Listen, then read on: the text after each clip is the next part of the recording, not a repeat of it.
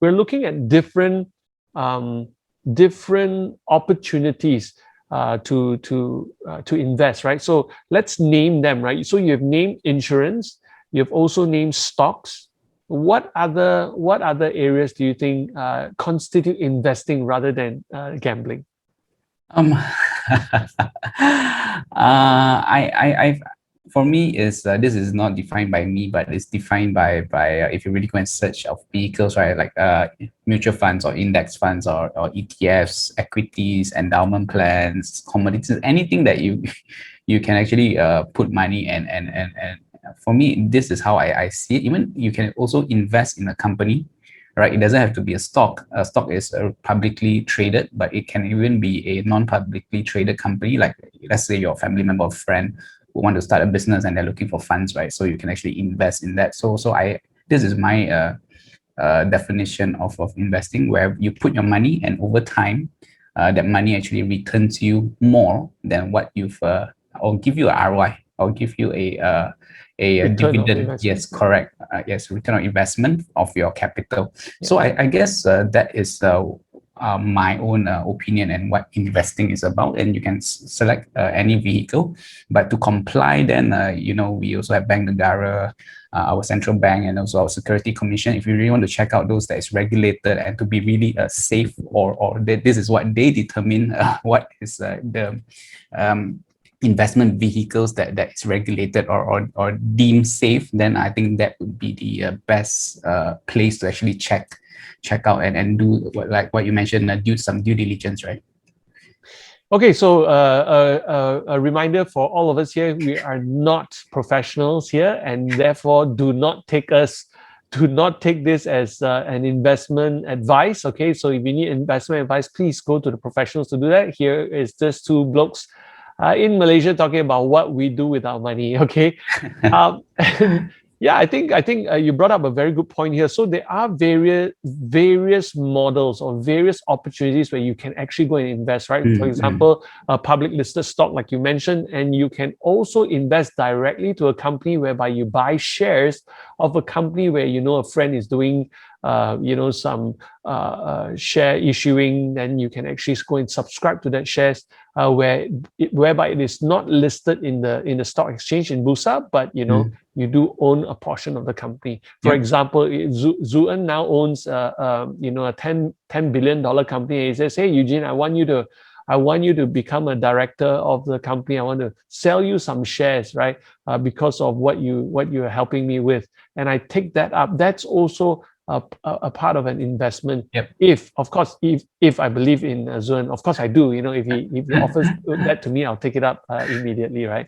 So that's one of them. But there are also other vehicles. For example, in recent times, I think there are a lot of platforms that are coming out that allows people to invest small portions of money to startup companies.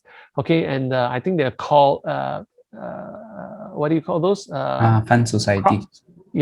Funding society or crowdfunding. Okay, whereby public funds are crowdsourced, and you look at a project and then you invest into it, and they promise you a certain amount of returns over a period of time. Okay, so those are also now regulated. In SC, there are many of them that are not regulated, so be careful. So the Securities Commission will have information like that. Okay, so we'll actually put Securities Commission links into our description later on, and you can go check them out. Which are the ones that you can actually go for? So there are quite a few at the moment. So be careful. There are some that are not, and a lot of times when they are not means when they're not regulated means they don't comply to some of the rules that the government stipulates to protect the investors. Okay, so choose wisely. Okay, that's what I say. All right, so then of course there is the other part where people can now take a look at where now is the biggest investment opportunity out there. You see it all the time if you're on the internet, whether you're on Facebook, whether you're on YouTube. Okay, those advertisements come on non-stop. All right, and that is in the financial market or the currency market. Okay, so forex, and also now we have the cryptocurrency, right? So those are what we call uh, money trading in money. So what do you think about those investments? Um, I personally invest in those, and I would consider this under speculative, because just because it is for me, it's a pretty high risk. But then again, high risk is just how much you are willing to lose, and when people say it's risky, right? If you put you can even invest and start with this, with, let's say, with even $50. I mean, I know some brokers you can open an account with $50 or even $10. So what is high risk? That means the most you can lose is 10 or $50. Yeah. But for me personally, I actually find this more, if I would use the word exciting. Remember, I mentioned when I was earlier in this section where the proper way of investing. There's a proper way, and you should get it right first. And I find that the numbers is not very impressive, or it's not very exciting, because but it makes sense, right? So this is where I actually I do some investing here, and not just investing in terms of passively invest, but also I do some trading as well. Yeah, so this is where I am at. Okay, so where would you recommend? I mean, for me, I look at forex also with a different point of view, right? So Malaysian ringgit against the US dollars, or against the sterling pound, or against let's say the euro. I've got children who are almost at the age of going overseas to study. So I actually do buy currency that they might be using. And I'm looking at the rise and fall of both the currency, my base currency, which is ringgit Malaysia, versus, let's say, US dollars. If my kids want to go to the US to study, then would you recommend to actually now go and buy some US dollars and keep it in US dollars when the US dollar drops, or look at it speculatively, like what you do, where you open an account with a forex broker, and then go and speculate that way? I think the goal is a little bit different, because for your goal, is the way I see it, is you want to get the basically you just want to get the strongest currency in the country which your kids would eventually go and study right abroad. So if I put myself into that shoes, then I would actually pick, I would actually pick a stronger currency. And the way I would approach it is I would I think some of you might also know this. It's called a DCA, or dollar cost averaging. Instead of looking at the chart and try to trade it, I would still look at it, but and I would just buy when it strengthens, and our currency strengthens, and when the currency weakens, then I would just buy, like kind of like a savings account, and I would just leave it there as a FD, for an FD, for that purpose, so that it collects some interest. That's how I would go about it. If that was the end goal, right? That was the end goal. And I would actually choose, for me, I'm a little bit biased. So I will actually choose Aussie dollars or Sing dollars for this purpose, because for me, US dollars is still it's quite volatile in terms of the fluctuation. So yeah, so that is just my, like I said, just my speculation and my opinion. Yeah.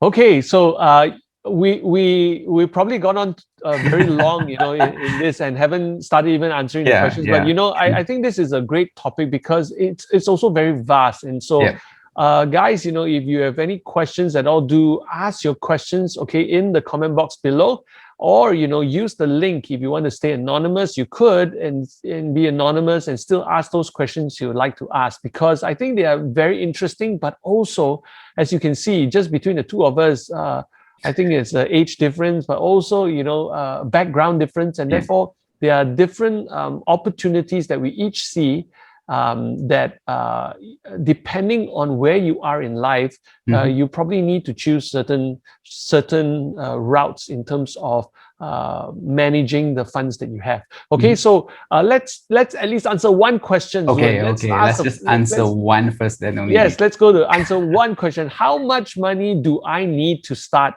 investing? Okay. For me, is start setting aside as much as you can. Okay. Easiest way, I mean, instead of thinking how much money do I need to start, I would approach this question as how much money would I like to be invested. So for example, if let's say I want to start investing with 1,000 ringgit, okay, so I can actually start with 1,000, like take out from my savings account or go and work for it, or I can start investing now for that 1,000 so that I can take that and invest. So this is how I would approach this question, because investing doesn't have to be something very fancy. In my experience, I also been playing around. Just now you were mentioning name one of the things that we can invest into. I've been playing around with Stashaway. That means I'm setting aside a certain amount every month, just like a forced savings, and not bad. Now looking back, because it's just like a forced savings. I don't even feel the pinch. So now looking back, there's quite a substantial amount there, and it's doing 7%. Not even that means time weighted average is doing 7%. So it's pretty good. So for me, some people will say, "Hey, that's not investing, you're just saving." But for me, that is actually investing. So you can start with an amount that you are comfortable with, then maybe select a vehicle from that, right? Okay, great. I like that answer, right? So really, honestly, there is no amount, and I prefer for all of us, viewers out there who are watching, to look at investing as in a part and parcel of your duty and your life, rather than saying, hey, I'm going to put out 20,000 now and see how much that will make. Rather than doing that, is to set your mindset that if this is something that is part and parcel of your life, you need to do that as a duty so that you leave behind a legacy. So in that sense, then it's to put a certain amount from your earnings aside every single month, whether you actually now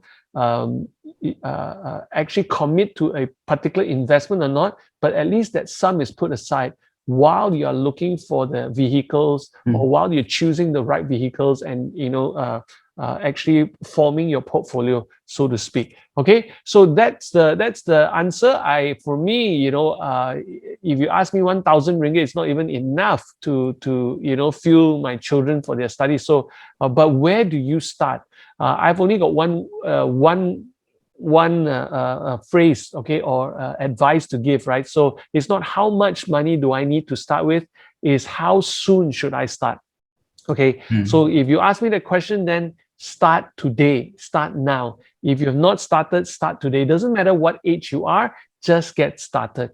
But if you have time on your side, then I would tell you the best time to start is actually at 18 years old, when you're legally able to sign documents, when you are legally able to make decisions in terms of investment. You should start then. In fact, if you can, get your parents to help you to start even a little bit earlier. Get them to help you start that account, because the earlier you start, the more you have the luxury, or this turbo boost called compounding on your side. All right, so we'll talk a little bit more about compounding and all that in the episodes to come. But I think this is the question that we are able to answer for this round. But definitely do like and subscribe there again, and thank you for watching and coming to see us here at Project Overflow, and we will see you next time.